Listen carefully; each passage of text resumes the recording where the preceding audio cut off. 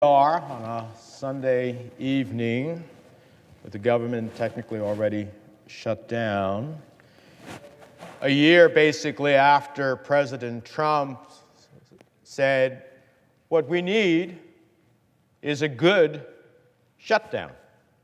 I didn't say that. My colleagues in the Democratic caucus didn't say that. President Trump said that. What we need is a good shutdown. So a year later,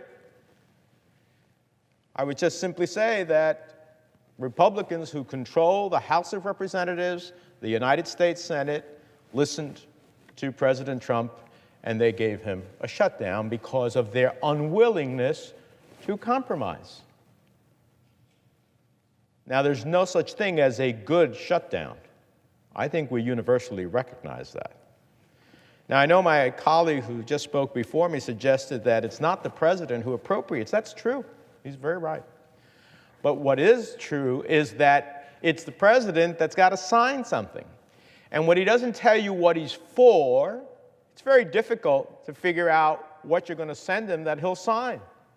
That's why I've heard the majority leader in some interviews say, well, when we know what President Trump is for, speaking about one topic, then we will figure out what we can send him. Well, that's part of the problem. The president is intimately involved in this process. And to suggest that he's innocent goes even against his own views.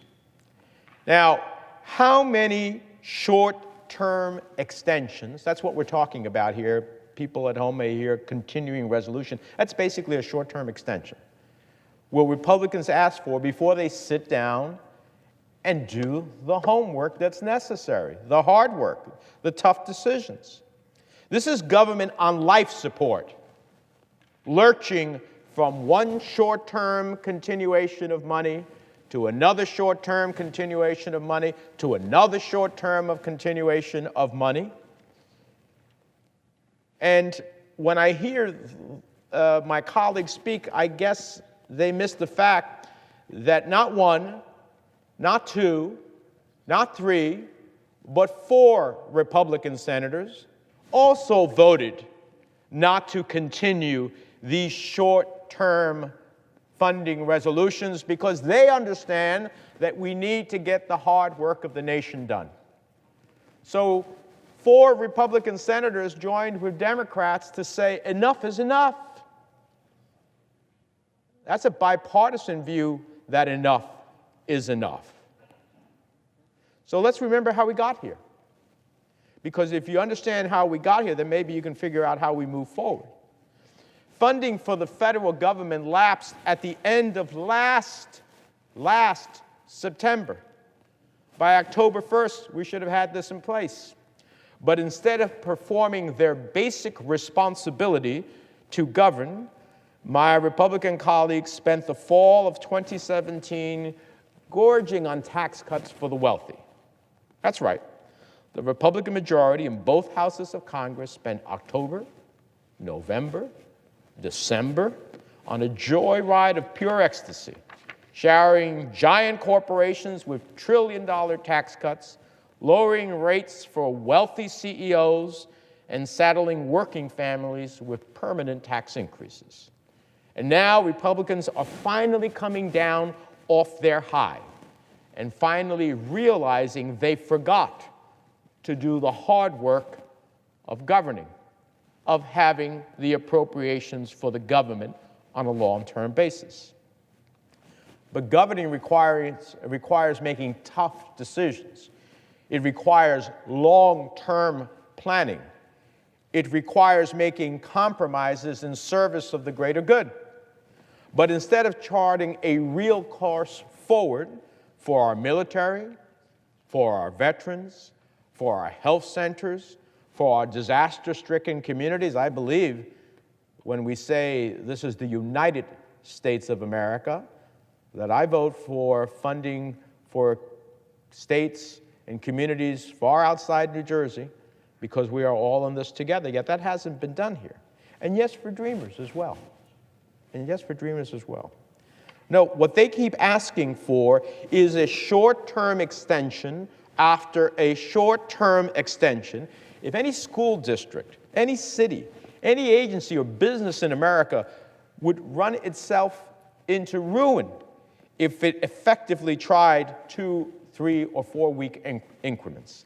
Now, this is not the first continuing resolution to keep the government open. It's not the second one. I voted for the first two because I said, well, let's give them some time. But it's not the third one. We're looking at the fourth one.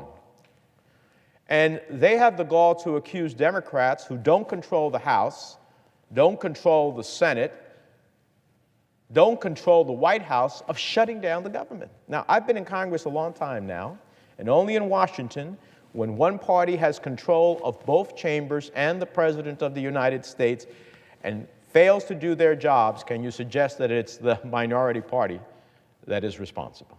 It just boggles the imagination.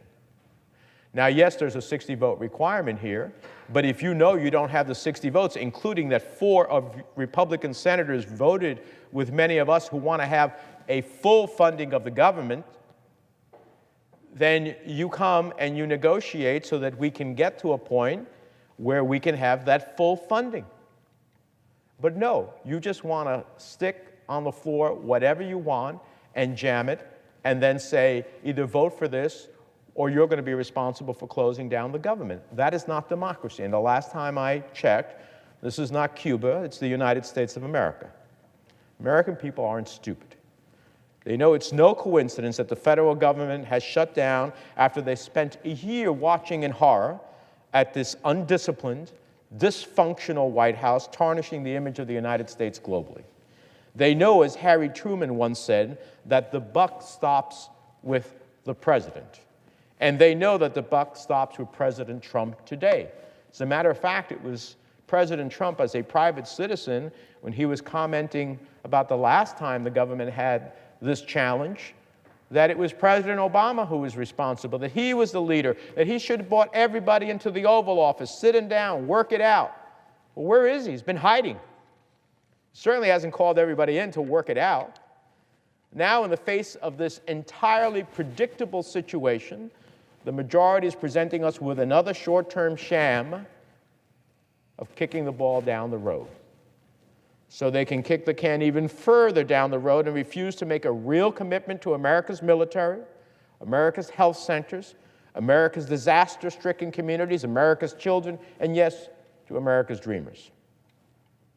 And I can't believe that they would accuse Democrats of playing politics with health care for 9 million children, when back in September of last year, the Senate Finance Committee passed unanimously my bipartisan bill with Chairman Hatch and Ranking Member Brown to fully fund the Children's Health Insurance Program for 5 years. Now, there are those of us who wanted a much longer extension. There are clear studies that say that if we reauthorize the Children's Health Insurance Program for a decade, we could save tens of millions of dollars in doing so. But we went with a 5-year. But Children's Health Insurance Program, that's exactly what CHIP is all about. It's Children's Health Insurance Program. It doesn't stand for a bargaining chip, but that's exactly what Republicans have used it as ever since its funding lapsed last September. We could have had CHIP passed last September, but no, it was too busy doing tax cuts. Too busy doing tax cuts. No budget, no appropriations, no children's health insurance. So do my colleagues in the majority realize how transparent they've made their motives? They didn't want to give the Children's Health Insurance Program an up or down vote on the floor because they wanted to save it as a bargaining chip to get Democratic votes for another short-term sham. Now, keep in mind, this short-term continuing resolution neglects other major priorities, like disaster relief for Puerto Rico and Florida and Texas and California. I keep hearing Leader McConnell talk about reopening the government to serve all Americans, but this short-term CR doesn't do squat for the 3.5 million American citizens living in Puerto Rico who are crying out for help. None of us would have accepted what they are in the midst of, many still without lights, still without electricity, nor months after. Nor does this short-term sham provide any long-term certainty for the Pentagon, for the nation's defense, which needs to be able to commit to contracts and purchase the equipment our men and women in uniform depend on to protect this country from those who would do us harm. Our military leaders agree we cannot protect the nation on a week-to-week or month-to-month basis. It's insane. So let's reopen the government right now with a short-term continuing resolution that keeps everyone here in Washington, the president, the leadership, both parties, both houses, and members, to get the job done. So we can actually do our jobs and hash out a plan to keep our armed forces fully funded and prepared for today's challenges. In fact, it was Dana White, the spokesperson for the U.S. Department of Defense, who recently said and called these short-term CRs, quote, her quote, wasteful and destructive. She went on to say, we need a fully funded fiscal year 18 budget or face ramifications on our military. That's the chief spokesman for the Secretary of Defense. I think it's worth pointing out that I voted against the ridiculous sequestration that Republicans forced upon President Obama back in 2011 after threatening to default on the full faith and credit of the United States, which has us in this predicament. The predicament that I constantly hear about our defense budget under this sword, this limitation, was created by something Republicans push to sequester funds from going beyond a certain cap. I voted against that because I knew that arbitrary caps on government spending and military readiness would not do justice to this country or the priorities of the American people. Yet some of my Republican colleagues are demanding a repeal of sequestration only for our defense agencies.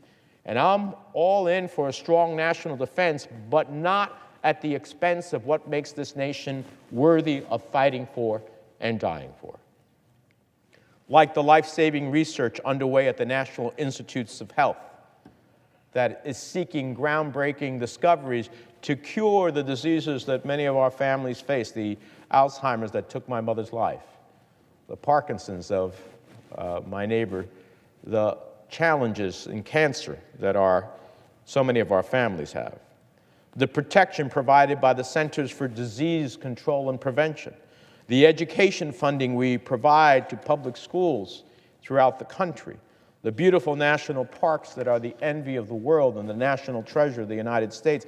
Congress has a responsibility to make smart investments in our people and our communities, like funding for our community health centers that so many hardworking people across the country depend on for access to care. Now, I know that some of my far-right Republican colleagues are offended by the mere concept of publicly funded community centers. They don't see the critical value these health centers offer to our communities, places where doctors and health providers serve every patient who walks through the door, regardless of whether or not she has private insurance or Medicare, Medicaid, or no coverage at all takers, providing quality health care. But that doesn't change the reality that our communities depend on these health centers, and therefore they depend on us to provide the funding. That's not in this CR.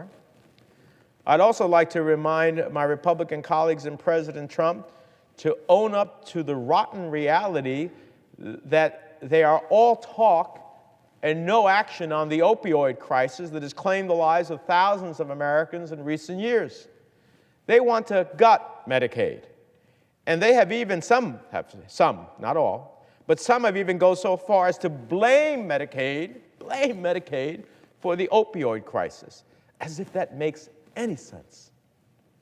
I invite my Republican colleagues to come home to New Jersey with me and meet some of the Americans who credit Medicaid with getting their lives back on track and addiction-free.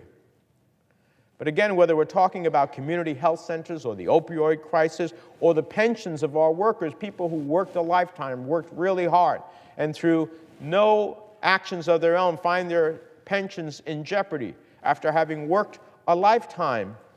This doesn't do anything to help them in that regard. That's one of the reasons we want a full funding of the government and to meet that challenge as well. Instead of dealing with the challenges that face Americans in their lives every day, whether they're wondering about the state of their pensions while trying to pay for their kids' soaring tuition bills, struggling to make ends meet with stagnant paychecks that have barely budged in decades, helping ailing parents who need long-term care, caring for their young children when their employers provide no family leave. I could go on and on. But the bottom line is that none of these challenges get any attention from my Republican colleagues here in the House and the Senate in terms of this budget. They spent the first half of 2017, last year, in a relentless effort to strip millions of Americans of their health care coverage. Relentless. Relentless. And then when the American people spoke out and beat back Republican efforts to repeal the Affordable Care Act, they gave up and they set their sights on corporate tax cuts. They let funding for the federal government lapse in September and decided not to do anything about it. They had bigger fish to fry, borrowing trillions from China and padding the pockets of a bunch of corporate fat cats. That's where they spent their time and energy.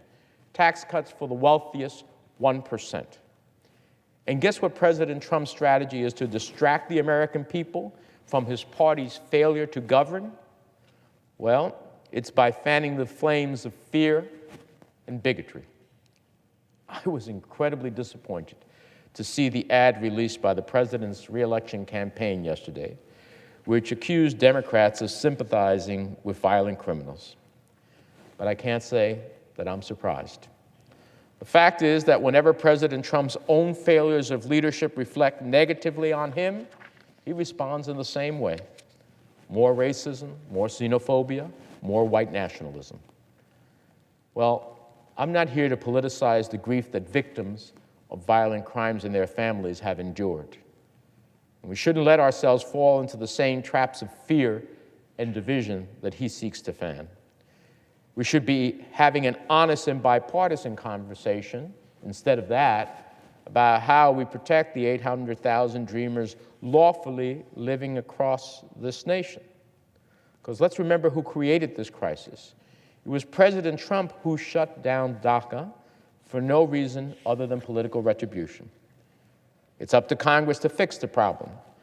But Republicans didn't let us fix it in October or November or December of last year. Well, now it's nearly February. DACA ends on March the 4th. So when I hear Leader McConnell say there's no rush, no urgency, it doesn't expire until March the 4th, well, tell that to the 16,000 young people who lost their status already. Tell that to the 122 dreamers who lose their status each and every day. Tell that to the thousands of American children now living with the fear that their parents will be taken away. That's right. Nearly 25% of DACA recipients have started families of their own. Is this the party of family values that refuses to have action to keep families together? That's what I thought was a core element, keeping families together. We presented the president with a real bipartisan compromise that protects the 800,000 dreamers from deportation, embraces the call for more merit-based immigration, gave billions of dollars to the president's border security priorities. Hard choices. I don't like some of those, but I agreed to them. That's what the president asked for. But how can we strike a deal with someone who won't take yes for an answer, who continues to betray his own instincts in order to satisfy the most far-right elements of his party? And how are we supposed to believe Republicans who say they want to do right by America's dreamers when at every chance you have the opportunity to do something about it, you don't? Likewise, how are we supposed to believe you are going to start treating your responsibility to govern seriously when you can't keep the government's lights on for more than a couple weeks at a time? Republicans keep asking for short-term extensions when they had months to chart a real course forward for our domestic and defense spending priorities. Instead, the majority spent all of their time trying to strip health care away and then saddling our grandchildren with debt and padding the pockets of the rich and powerful. Make no mistake, Democrats are willing to work across the aisle. I have on many occasions, on foreign policy, on the children's health insurance. That legislation that passed the Finance Committee had 7 Republicans on it. And on many other things, including immigration. Part of the Gang of 8, 4 Republicans, 4 Democrats. Part of the Gang of 6, 3 Republicans, 3 Democrats. We're ready to help our colleagues in the Republican majority finally answer the hard questions and come up with solutions that fully fund the United States government. But what we don't want is yet another month in which the Congress perpetuates the mindless sequestration caps hampering our military readiness and our long-term success. We don't want yet another month in which we fail to deliver relief to our communities struggling with addiction amid the opioid crisis. We don't want another month kicking the can down the road on disaster relief that Americans in California, in Florida, and Texas, and Puerto Rico deserve so desperately.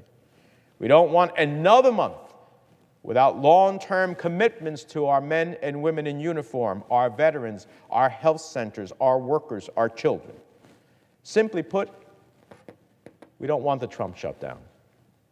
So let's reopen the government with a short CR that keeps everyone here in Washington at the negotiating table working on a long-term bill that reflects the priorities of the American people.